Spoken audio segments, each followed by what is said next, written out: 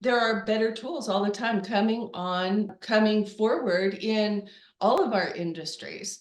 Um, Energy medicine gave us things like tapping, EFT, emotional freedom technique.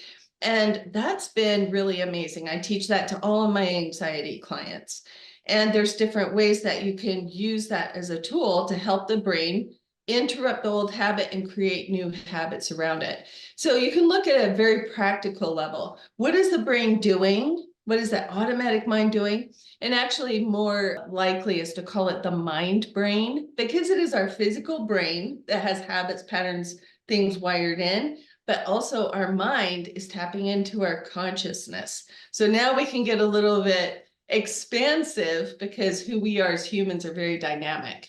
We're not just pre-programmed machines. And that's often how our Western medical tends to approach a lot of the illness and disease that we have in our culture. Anyway, that's an aside.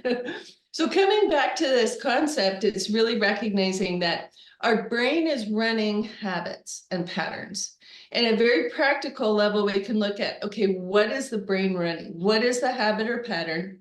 What do you want it to do instead? So here's a good one that goes right along with trauma is anxiety. Often when people have had traumas like a car accident, their brain starts running an anxiety pattern, and then it becomes stronger over time, or it can, unless it's resolved. So if, for instance, driving down the freeway, you start to feel anxious, what is the mind running in the background? That's the brain habit. If the mind is saying something like, oh, I hope I don't crash, it's actually causing the mind to think about crashing.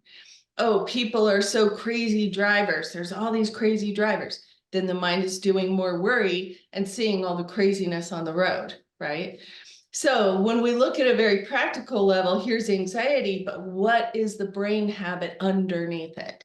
Then we can get more clear, more effective, more focused, and just simply teach the brain practically, effectively, new habits and patterns to replace that.